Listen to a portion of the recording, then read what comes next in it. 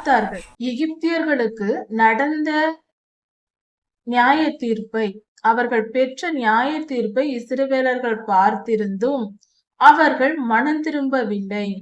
கர்த்தர் சொல்லுகிறார், கர்த்தர் இஸ்ரவேலருக்கு உணரத்தக்க இருதயத்தையும் காணத்தக்க கண்களையும் கேட்கத்தக்க செவிகளையும் அவர்களுக்கு கொடுக்கவில்லை என்று இங்கு மோசே ஐயா சொல்லுகிறார். இதன் பொருள் என்னவென்றால், அவர்கள் இவைகளை எல்லாம் பார்த்திருந்தும் கர்த்தருடைய மகிமையையும் அவருடைய வல்லமையையும் உணரவில்லை என்று சொல்லப்படுகிறது. நம்முடைய பிதாவாகிய தேவனுடைய அன்பும் ஆண்டவராகிய இயேசு கிறிஸ்துவின் கிருபையும் சமாதானமும் உங்கள் அனைவரோடும் கூட என்றென்றைக்கும் இருப்பதாக. தலைப்பு: நான் உன்னை விட்டு விலகுவதும் இல்லை, உன்னை கைவிடுவதும் இல்லை. உபாகமம் 29ஆம் அதிகாரம். இந்த அதிகாரத்தில் மோசே ஐயா மூலமாக இஸ்ரவேலருக்கு கர்த்தர் போதித்த வார்த்தைகள் இங்கு கொடுக்கப்பட்டிருக்கிறது. அது இந்த காலத்தில் நமக்கு அதில் என்ன கருத்துகள் இருக்கிறது, அதை நாம் எதை கை கொள்ள வேண்டும் என்பதை குறித்து சற்று ஆராய்ந்து பார்ப்போம். ஓரேபிலே கர்த்தர் 10 கட்டளைகளை கொடுத்து அவர்களோடு உடன்படிக்கை பண்ணினார் இஸ்ரவேலரோடு. அதே போல மோவாபிலும் கர்த்தர் உடன்படிக்கை செய்கிறார், கட்டளைகளை அவர்களுக்கு கொடுத்து. அந்த கட்டளைகளை குறித்து இங்கு பேசப்படுகிறது. அதாவது, எகிப்தில் இருக்கும்போது இஸ்ரவேலர்கள் அவர்கள் புறப்படுவதற்கு முன்பாக கர்த்தர் செய்த அற்புதங்கள், அடையாளங்கள், 10 விதமான வாதைகள் அங்கு எகிப்தியருக்கு வந்தது. கர்த்தர் தம்மை வெளிப்படுத்தும்படியாக, கர்த்தருடைய வல்லமை வெளிப்படும்படியாக, அவருடைய மகிமை பிரஸ்தாபத்திற்காக, அவர் யார் என்பதை, கர்த்தருடைய வல்லமை என்ன, அவருடைய மகிமை என்ன என்பதை எகிப்தியர்களும் அறிந்து கொள்ள வேண்டும். எகிப்திலிருந்து புறப்பட போகிற கர்த்தருடைய பிள்ளைகளாக, கர்த்தருடைய ஜனமாக வாழப்போகிற இஸ்ரவேலர்களும் அறிந்து கொள்ள வேண்டும் என்பதற்காகவே அந்த 10 விதமான வாதைகளை கர்த்தர் அங்கு நிறைவேற்றினார் எகிப்தில், இஸ்ரவேலர் புறப்படும் முன்பாக.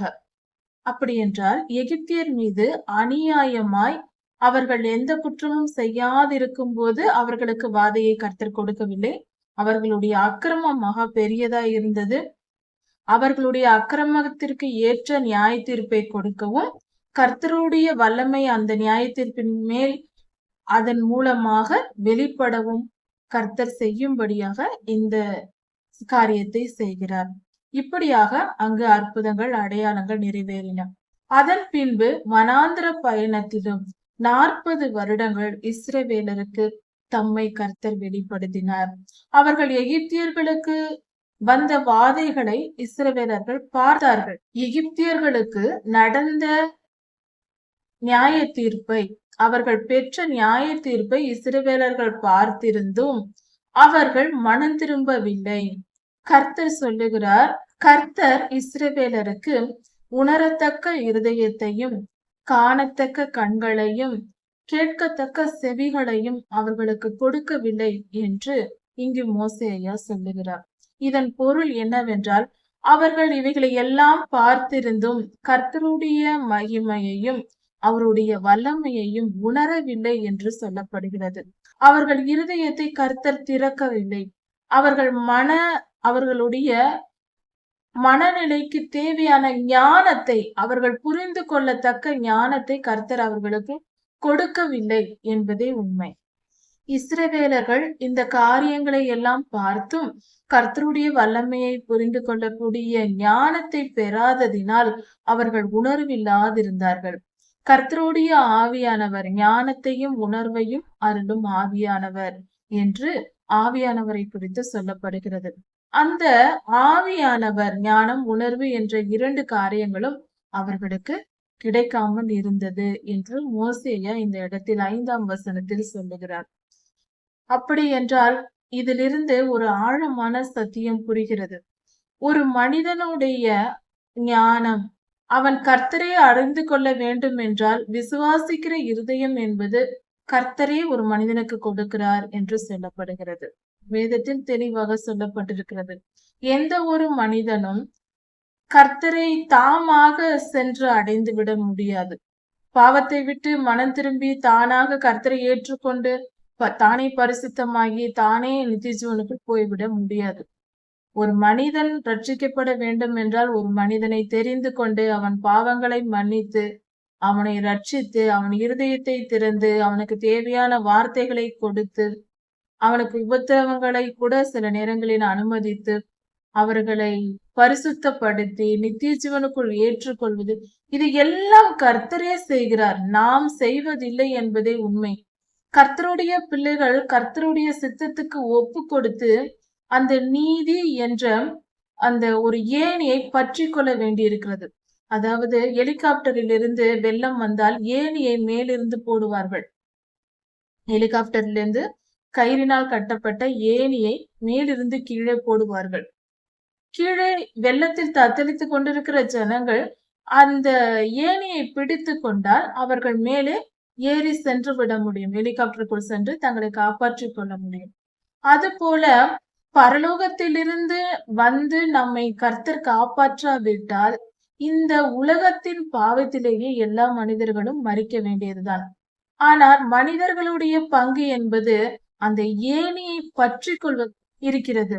அந்த ஏணியை விரும்பி நான் பற்றி கொள்வேன், என் உயிரை நான் காப்பாற்றிக் கொள்வேன் என்பது அந்த தண்ணீரில் தவிக்கிற மனிதனின் முடிவாயிருக்கிறது. அவன் தன்னை காப்பாற்றிக் கொள்ள விரும்ப வேண்டும். நான் எப்படியாவது தப்பிக்க வேண்டும் என்ற உணர்வு இருந்திருக்க வேண்டும்.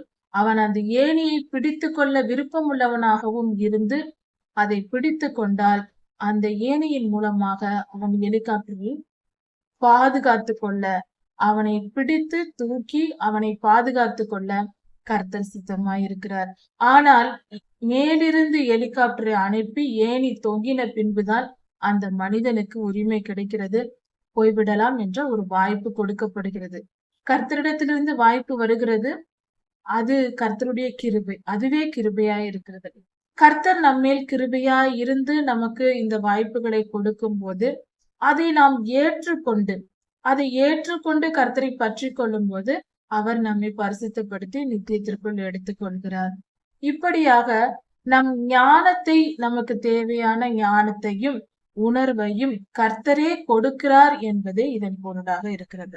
நாம் ஒவ்வொருவரும் அதிகமாய் ஜெபித்தும் கர்த்தருடைய வேத வசனங்களை தினந்தோறும் தியானித்தும் ஆதியாகமம் முதல் வெளிப்படுத்தல் வரை முழுமையாக ஒரு வருடத்திற்கு ஒரு முறையாவது படித்து நாம் முழுமையாக படித்து வருடத்திற்கு ஒரு முறை வேதாகம் பரிசுத்த வேதாகமத்தை முழுமையாய் படித்து முடிக்க வேண்டும். ஒவ்வொரு முறையும் படித்து வசனங்களையும் அதன் பொருள்களையும் புரிந்து கொண்டு நாம் நம் இருதயத்தை கீழ்ப்படுத்தி கர்த்தருக்கு நாம் கீழ்ப்படுத்தி அவருடைய சித்தத்திற்கு ஒப்பு கொடுக்கும் போது அவர் நம்மை பரிசுத்தப்படுத்தி அழைத்து செல்வார்.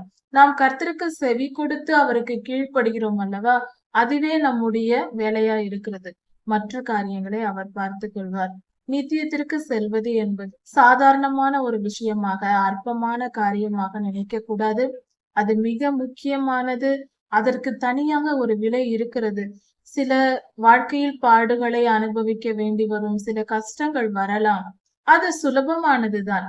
கஷ்டங்களாக இருக்கும், பாடுகளாக இருக்கும், துன்பங்கள் வரலாம், துயரங்கள் வரலாம். ஆனால் அவைகள் நமக்கு சுலபமாக தான் இருக்கும். வருவது பெரியதாக இருந்தாலும் நமக்கு அது சுலபமானதாக இருக்கும். அந்த உபத்திரவ நாட்களில் கர்த்தர் நம்மையும் நம் பாரத்தையும் சேர்த்தே அவர் சுமந்து கொள்வார். அதனால் அவர் நம்மோடு கூட இருப்பதினால் நமக்கு வரும் துன்பங்களும் நமக்கு சுலபமானதாகிவிடும். அதில் நாம் தோல்வி அடைய போவதில்லையே, நிச்சயமாக வெற்றிதான் எத்தனை கஷ்டங்கள் வந்தாலும். அதனால் நாம் பயப்படவோ, தயங்கவோ, கவலைப்படவோ, வேதனைப்படவோ, துக்கப்படவோ தேவையில்லை. வருவதையெல்லாம் அனுபவித்துக் கொண்டு கொஞ்சம் பொறுமையாக மட்டும் இருந்தால் போதும். ஆவியின் கனிகளில் ஒன்றான நீடிய பொறுமையை கடைபிடித்தாலே நாம் சுலபமாக கர்த்தருடைய ராஜ்யத்திற்குள் பிரவேசிக்கலாம். கர்த்தருக்கு செவி கொடுக்க வேண்டும். கர்த்தருக்கு கீழ்ப்படிதல் என்பது சுலபமானது, அது கடினமானது அல்ல. இப்படியாக கர்த்தர் இஸ்ரவேலரின் வனாந்திர பயணத்தில் அவர்களை அழைத்து வந்தார். அந்த வனாந்திர பயணத்திலும் அந்த 40 வருடங்களும் அவர்கள் கர்த்தருடைய வல்லமையை கண்டார்கள். கர்த்தருடைய வல்லமை எப்படி அவர்களிடத்தில் விளங்கிற்று?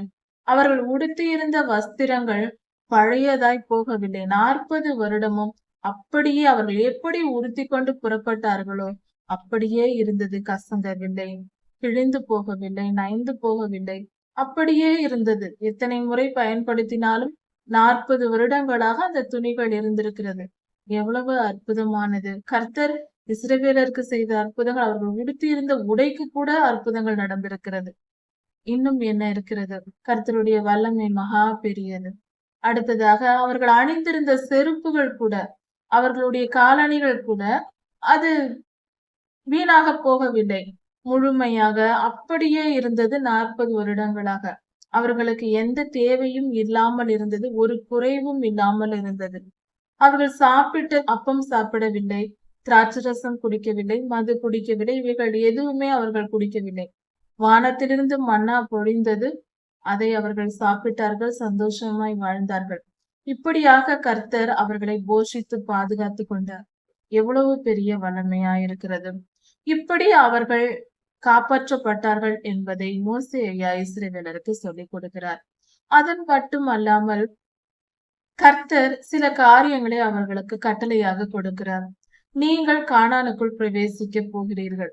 அங்கு போகும்போது நீங்கள் வழியில், நீங்கள் வனாந்திர பயணத்தில் அங்கங்கு தங்கி வரும்போது பல தேசத்து மக்களை பார்த்திருக்கிறீர்கள், அவர்களோடு பழகி இருக்கிறீர்கள், அவர்களுடைய தேவர்களை நீங்கள் கண்டிருக்கிறீர்கள், அவர்களுடைய திருவிழாக்கள், அவர்களுடைய கொண்டாட்ட நாட்கள், இவைகளை எல்லாம் பார்த்திருக்கிறீர்கள். அதையெல்லாம் நீங்கள் கற்றுக்கொண்டு கானானுக்குள் சென்ற பின்பு அங்கிருக்கிறவர்களை பார்த்தோ அல்லது இதுவரை கண்டு கொண்டிருந்த அவர்களை பார்த்தோ கர்த்தருக்கு பிரியம் இல்லாத விக்கிரக ஆராதனையையும் வழிபாடுகளையும் பண்டிகை கொண்டாட்டங்களையும் நீங்கள் செய்துவிடக் கூடாது என்று கர்த்தர் எச்சரிக்கை செய்தார். இப்படிப்பட்ட காரியங்களை நீங்கள் செய்தால் உங்களை அப்படிப்பட்ட மனிதன் இஸ்ரவேலில் ஒரு கோத்திரத்தில் அவன் இருக்க மாட்டான். வானத்தின் கீழ் அவன் இல்லாதபடிக்கு நான் அவனை அற்றுப்போக பண்ணுவேன். இஸ்ரவேலர் யாரும் இப்படிப்பட்ட காரியத்தை செய்யக்கூடாது என்று கர்த்தர் கட்டளையிட்டார். அப்படி செய்யாமல் நீங்கள் இருக்கும்போது நான் உங்கள் தேவனாய் இருப்பேன், நீங்கள் என் ஜனமாய் இருப்பீர்கள் என்று கர்த்தர் சொல்லுகிறார். இப்படிப்பட்ட அந்நிய தேவர்களை வணங்க போகாதிருங்கள் என்று கர்த்தர் சொல்லுகிறார். அந்நிய தேவர்களை நீங்கள் வணங்க சென்றார் நான் உங்களை மன்னிக்க மாட்டேன் என்று கர்த்தர் சொல்லுகிறார். என் கோபம், என் எரிச்சலை நீங்கள் சந்திப்பீர்கள். கர்த்தருடைய கோபத்தினாலும் கர்த்தருடைய எரிச்சலினாலும் அவர்களுடைய பெயரும் வானத்தின் கீழ் இராதபடிக்கு பாவம் செய்கிற இஸ்ரவேலருக்கு இப்படிப்பட்ட தண்டனையை கர்த்தர் கொடுப்பார். அவர்களுக்கு மன்னிப்பு கிடையாது. அவர்களை நான் எடுத்து போடுவேன், அவர்களை அழித்து போடுவேன். இஸ்ரவேலின் கோத்திரத்தில் இல்லாதபடிக்கும், இஸ்ரவேலின் சந்ததியில் இல்லாதபடிக்கும் நான் அவர்களை எடுத்து போடுவேன் என்று கர்த்தர் அந்த காலத்திலேயே சொன்னார். ஆனால் அது இப்பொழுது நிறைவேறி இருக்கிறது. இஸ்ரவேலில் தான் என்ற ஒரு கோத்திரம் இப்படியாக விக்கிரக ஆராதனைக்கு இடம் கொடுத்து அந்த கோத்திரம் வெளிப்படுத்தல் புத்தகத்தில் சொல்லப்பட்டிருக்கிற 12 முத்திரைகள் கோத்திரத்தாருக்கும் கொடுக்கப்படக்கூடிய பரிசுத்த கர்த்தருடைய முத்திரை கொடுக்கப்படுகிற அந்த விஷயத்தில் அந்த கோத்திர அட்டவணையில் தான் கோத்திரம் இல்லை. இதை கவனித்து பார்க்கலாம். இப்படியாக இஸ்ரவேலர் எச்சரிப்பை பெற்றார்கள். கானானுக்குள் சென்ற பின்பு இப்படிப்பட்ட கர்த்தருக்கு அருவருப்பான எந்த காரியத்தையும் செய்துவிடக் கூடாது என்று. இப்படியாக கர்த்தர் இந்த வேத பகுதியில் நமக்கு சொல்லி இருக்கிறார். கர்த்தர் சில ரகசியங்களை வைத்திருக்கிறார்.